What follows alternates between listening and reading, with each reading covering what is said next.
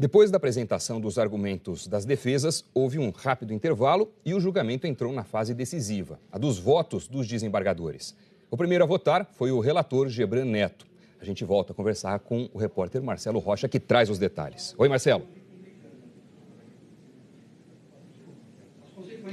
Oi, Doni. O desembargador Gebran ainda lê o seu voto. Ele começou a fazer isso por volta de 10h30 da manhã. Na primeira parte, ele contestou as 13 alegações que tinham sido feitas pelas defesas. Rejeitou todas, uma a uma. Como, por exemplo, a de que o juiz Sérgio Moro seria suspeito para julgar e, por isso, a condenação determinada por ele deveria ser anulada. Gebran também não viu irregularidade na condução coercitiva do ex-presidente para depor em São Paulo em 2016. Agora a gente vai acompanhar alguns trechos do voto do desembargador. A corrupção passiva perpetrada pelo réu difere do padrão dos processos já julgados relacionados à Operação Lava Jato em relação aos servidores da Petrobras. Não se exige a demonstração de participação ativa do Luiz Inácio Lula da Silva em cada um dos contratos. O réu, em verdade, era o garantidor de um esquema maior que tinha por finalidade incrementar de modo subrepetício o financiamento de partidos, pelo que agia nos bastidores para a nomeação e manutenção de agentes públicos em cargos chaves para a organização criminosa. Ainda na leitura do voto, o desembargador Gebran Neto afirmou que é possível confirmar o esquema criminoso montado na Petrobras para financiar partidos políticos. A cristalina comprovação da capacidade de influência do ex-presidente no processo de nomeação dos agentes políticos na Petrobras e sua ciência a respeito do esquema criminoso. Apesar de sua negativa com relação a isso, a clara delineação dos bastidores de indicação e os movimentos de agremiações partidárias na tarefa de manter pessoas de confiança que pudessem levar adiante o projeto de financiamento político. O tema foi muito bem abordado na sentença. Em outro trecho, o desembargador reforçou que o ex-presidente Lula sabia e participava do esquema criminoso. Há prova acima de razoável de que o ex-presidente foi um dos articuladores, se não o principal, do amplo esquema de corrupção. As provas aqui colhidas levam à conclusão de que, no mínimo, tinha ciência e dava suporte àquilo que ocorria no seio da Petrobras. O desembargador relatou também o depoimento do sócio da empresa Talento, que disse ter encontrado com Dona Marisa Letícia e o filho Fábio Luiz. Armando Drage Magri, ouvido como testemunha, afirmou ser sócio da construtora Talento, contratada para a reforma, que a empresa fora contratada para as reformas de uma unidade no condomínio Solares, no Guarujá, segundo o contrato firmado por Roberto Moreira Ferreira. Esse contrato está nos autos. João Pedro Gebran Neto citou como provas as visitas que representantes da OAS fizeram a Lula no apartamento dele em São Bernardo do Campo para mostrar projetos de reforma do triplex do Guarujá. Me parece extremamente relevante o fato de ter havido uma visita no início de 2014, posteriormente serem realizados projetos, os projetos estão nos autos, todos eles assinados pelo Roberto Moreira. A apresentação, segundo essa testemunha, segundo o réu, e também, segundo Léo Pinheiro, de que os projetos, houve essa visita em São Bernardo de Campo, na residência do ex-presidente e da ex-primeira-dama, e que houve aprovação, e me parece muito singular que depois houve uma segunda visita para verificar as reformas. Equivale a dizer, esse fato ganha robustez, aos meus olhos, tendo em vista que ele dá corroboração a muito daquilo que já foi dito anteriormente. Bom, esses foram alguns trechos, do voto do desembargador Gebran Neto. Ele ainda está falando, ele começou o voto dele às 10h30 da manhã, portanto, há mais de 3 horas e 15 minutos, dando o seu voto. Tem 430 páginas o voto do relator e a gente volta, portanto, ao Tribunal Regional Federal da 4ª Região assim que o desembargador Gebran Neto concluir o voto dele. E o desembargador relator Gebran Neto acaba de votar pela condenação do ex-presidente e pela mudança nas penas fixadas pelo juiz Sérgio Moro. A gente volta à sala de imprensa do TRF4, de onde Marcelo Rocha está acompanhando o voto. Conta pra gente, Marcelo. Sandra, o Dr. Gebran ainda não terminou de ler o voto, mas ele chegou num ponto muito importante que é o das condenações. Ele reformou a pena de Luiz Inácio Lula da Silva, de 9 anos e 6 meses. O ex-presidente tinha sido condenado pelo juiz Sérgio Moro a essa pena.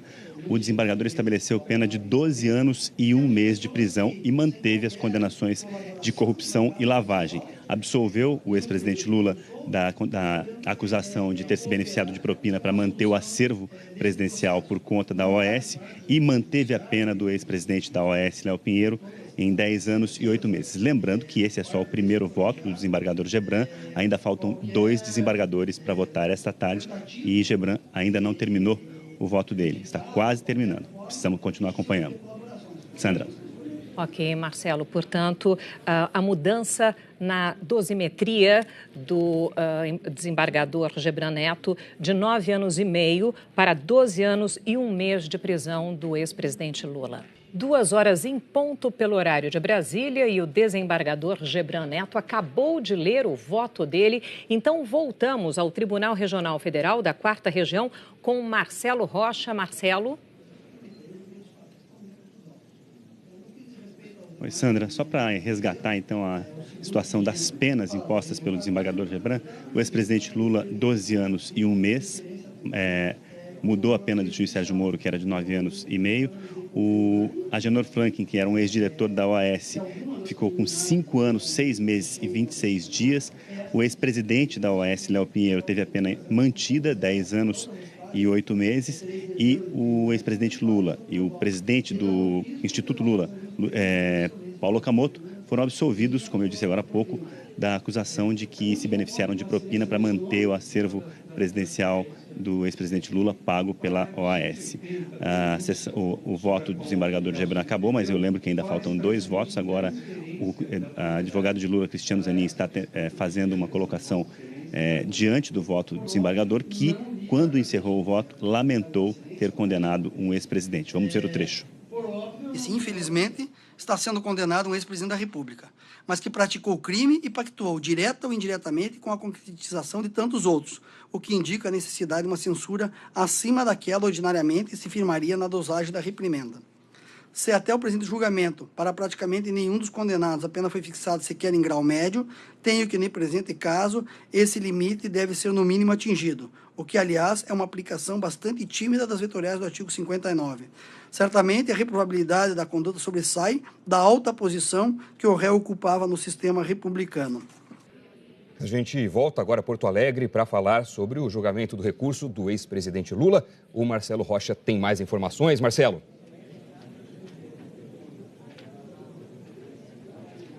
Oi, Doni, a gente entrou num intervalo aqui agora. Esse intervalo vai durar 1 hora e depois, na volta, os outros 2 desembargadores, o Leandro Paulsen e o Vitor Laus, vão proferir os seus votos. Lembrando que o desembargador Gebran Neto acabou de votar. Ele aumentou a pena do ex-presidente Lula e modificou a pena de Agenor Franklin Martins e de Léo Pinheiros, ex-presidente e ex-diretor da construtora OAS. O relator do caso, Gebran Neto, que acabou de votar, afirmou que a eventual condenação, se confirmada aqui hoje, do ex-presidente Lula, só será efetivada depois que a defesa do ex-presidente superar a fase de recursos aqui dentro do TRF4. Em outras palavras, só depois que todos os recursos que forem possíveis para a defesa de Lula forem vencidos, forem superados aqui dentro do TRF4, é possível que a execução da pena seja realizada. Antes disso, não. Voltamos com vocês aí no estúdio. A gente segue acompanhando ao longo do dia a conclusão do julgamento dos recursos do ex-presidente Lula e dos outros réus desta ação da Lava Jato. Obrigado, Marcelo. A gente continua acompanhando o julgamento do recurso do ex-presidente Lula lá em Porto Alegre. A gente conversa agora de novo com Marcelo Rocha, que está na sala de imprensa do TRF4. Marcelo. Sandra, só fazendo um resumo então da manhã, a sessão está no intervalo, só votou um dos desembargadores, o desembargador Gebran Neto. Ele confirmou a sentença do juiz Sérgio Moro, rebateu 13 alegações feitas pela defesa de Lula nas preliminares e confirmou a sentença, confirmou a condenação de Luiz Inácio Lula da Silva e dos outros réus da ação. A sessão, como eu disse, segue no intervalo. É bom lembrar que ainda há 2 votos de desembargadores, o desembargador Leandro Paulsen e o desembargador Vitor Laus, que vão votar agora à tarde, e só depois desses votos é que vai ficar confirmada a decisão do colegiado da 8ª turma do TRF4, que está julgando as apelações da defesa do ex-presidente Lula. Voltamos com vocês aí e continuamos por aqui cobrindo tudo. Ok, obrigada, Marcelo.